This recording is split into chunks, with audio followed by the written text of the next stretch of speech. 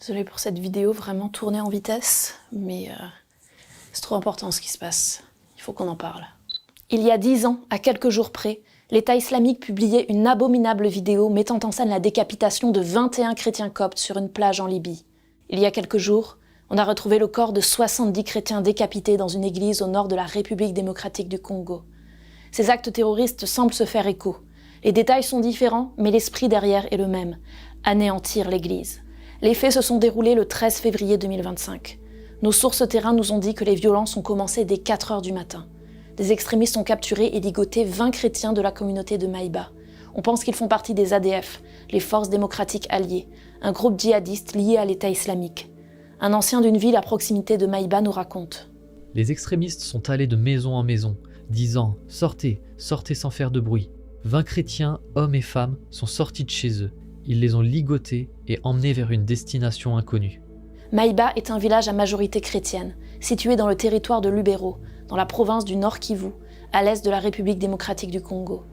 Cette région est depuis plusieurs années déjà le théâtre de nombreux affrontements, alors que plusieurs groupes terroristes s'emparent petit à petit du territoire.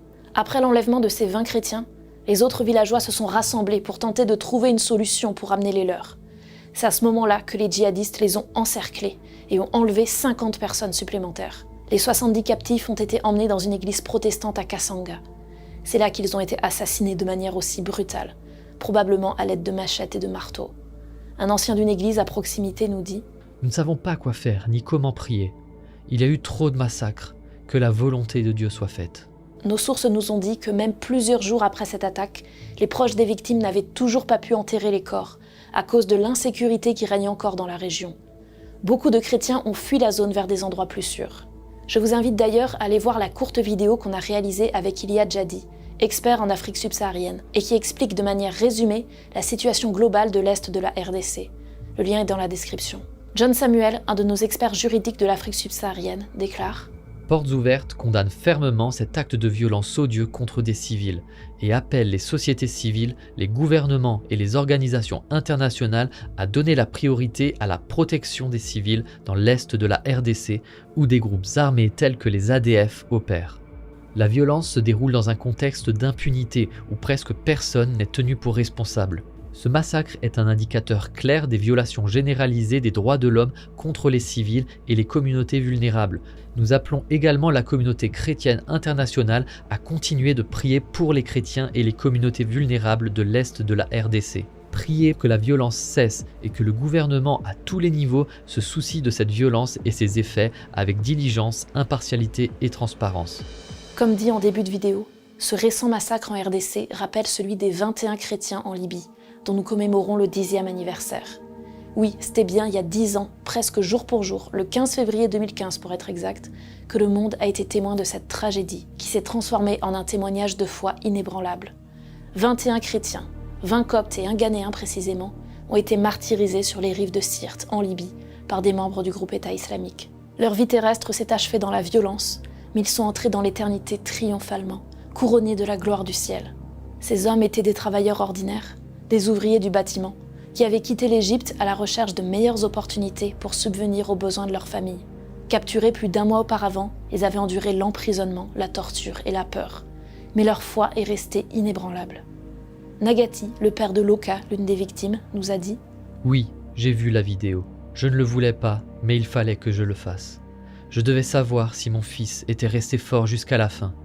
Je priais en permanence, demandant au Seigneur de lui donner la force. Je l'ai entendu. J'ai entendu mon fils dans la vidéo faire appel au nom de Jésus juste avant la décapitation. C'était sa voix, je l'ai reconnu. Et j'ai été soulagé. Il a été fidèle.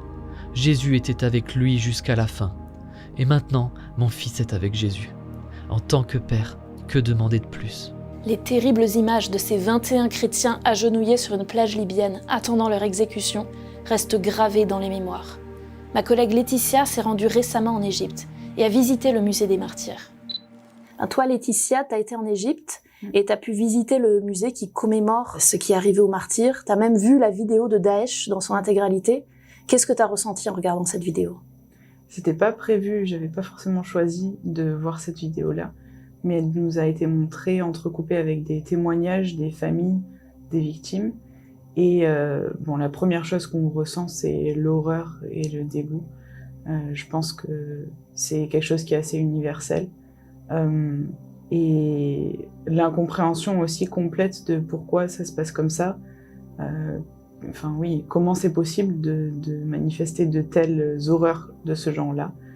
Et pour moi, ça a été aussi particulier de me dire que c'était des frères en Christ qui se sont fait tuer. Alors ça fait 10 ans, hein, comme tu l'as dit tout à l'heure, mais pourtant c'était quelque chose de très vif pour moi de me dire mais c'est mes frères en Christ et ils ont subi ça. Certes, je les reverrai là-haut, mais purée, c'est juste pas normal d'avoir à subir ça juste parce qu'on est chrétien. Parce qu'en réalité, ça a impacté toute l'Égypte, tous les chrétiens coptes égyptiens. C'était loin d'être un événement uniquement ponctuel qui concerne 21 personnes et 21 familles. Je crois que ça a vraiment, je me suis rendu compte de ça, ça a impacté toute la société égyptienne. Et les personnes qui nous ont montré la vidéo, c'était pas la première fois qu'elles la voyaient. Et pourtant, elles étaient en larmes, en disant mais à chaque fois qu'on voit cette vidéo, on peut pas s'empêcher de se rappeler cet événement-là et c'est terrible. Et ça m'a beaucoup frappée aussi.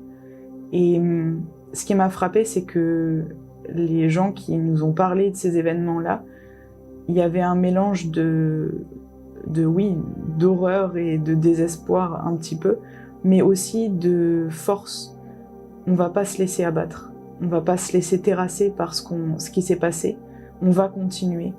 Et si eux, ils veulent nous tuer, si eux, ils veulent nous exterminer, nous, on tiendra ferme de toute manière. Il y a un chrétien qui m'a dit « mais j'aime l'Égypte, j'aime mon pays, j'aime les chrétiens dans ce pays-là, et peu importe si je dois mourir, je continuerai et je resterai là ». Ça m'a profondément touchée. Donc ils sont pas en mode bon c'était il y a 10 ans mais ça n'arrivera plus encore maintenant, ils savent que ça peut encore leur arriver, oui. Et pourtant leur foi est toujours aussi forte. Oui, ils savent que ça peut leur arriver, ils en sont très conscients.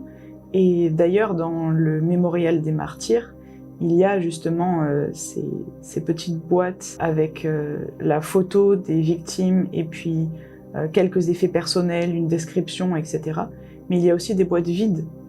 Et c'est impressionnant de voir ces boîtes vides. On s'est demandé pourquoi est-ce qu'elles sont là. Et on nous a dit c'est pour les suivants. Parce que ça va continuer à arriver. Et ça, ils en sont persuadés. Mais pour autant, ils sont prêts et déterminés à tenir ferme. C'est quelque chose que je peux même pas comprendre et imaginer, mais je crois que c'est un encouragement pour tout le monde de dire oui, peu importe ce qu'il arrive, ils sont prêts à continuer à tenir ferme, ils ne se laissent pas envahir par le désespoir, et la foi et l'espérance aussi, je pense, de revoir leur bien-aimé là-haut, c'est plus fort que tout, plus fort que tout. Il y a vraiment cette fierté-là de dire c'est notre peuple qui a été meurtri, et en même temps, c'est notre peuple, c'est eux qui ont choisi de tenir bon jusqu'au bout, qui ont choisi de tenir ferme, alors qu'ils étaient agenouillés, ils n'ont pas renié le nom de Jésus, et ils ont décidé de continuer. Ils savaient pertinemment ce qui allait se passer.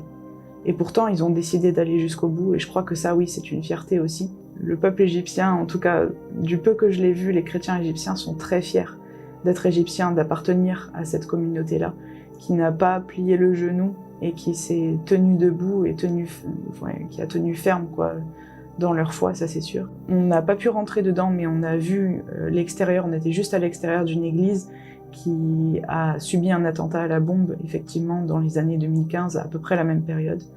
Et j'ai demandé, mais du coup cette église est fermée aujourd'hui.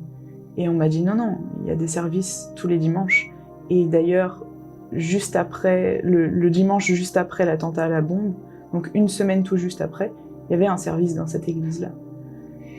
Et c'est fou parce que justement, je faisais le lien avec la tragédie qui s'est passée au Congo, mais il y a eu pareil, cette église à Kasindi, oui, où ils ont eu un terrible attentat, et genre je crois 15 jours après, ils refaisaient la louange dans l'église, et 1 an après, ils ont fait cérémonie de baptême, ils ont montré qu'ils étaient résolus à pas se laisser mourir, quoi, à montrer que Jésus était plus important pour eux que même la vie. Et du coup, qu'est-ce que tu retires de ces quelques jours passés aux côtés des chrétiens égyptiens ? Moi, ça m'a profondément impactée. C'est quelque chose qui n'est pas spécifique aux Égyptiens, mais de manière globale aux chrétiens persécutés. Le fait qu'ils ont vécu des telles atrocités, Et pourtant, quand on les regarde, qu'on discute avec eux, ils sont capables de plaisanter, de faire des blagues. On est capable de passer des bons moments ensemble. On discute de sujets qui nous rapprochent sur la vie, la société, etc. Donc il y a cette proximité avec les frères et sœurs qui sont là. Et puis aussi cette capacité de résilience, je crois, de se dire, voilà, peu importe ce qui arrivera, je compterai sur Dieu, je lui ferai confiance et je vais pas me laisser abattre par ça. Je lisais ce matin un verset qui dit que Dieu est notre rocher, notre haute forteresse.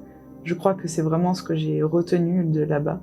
La vidéo, je pense qu'elle me restera en tête, même si les images vraiment traumatisantes, je crois que ça va mieux depuis le temps. Mais en tout cas, ça me restera en tête ces chrétiens, ces frères en Christ qui ont choisi d'aller jusqu'au bout en sachant pertinemment ce qui allait leur arriver. Ça, c'est des choses que j'oublierai pas de sitôt. Merci Laetitia. Merci.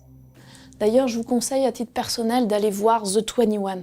C'est un court-métrage d'animation absolument bouleversant qui met en scène ces événements tragiques. Il est dispo sur leur chaîne YouTube The 21, en anglais et en arabe, et vous pouvez activer les sous-titres français.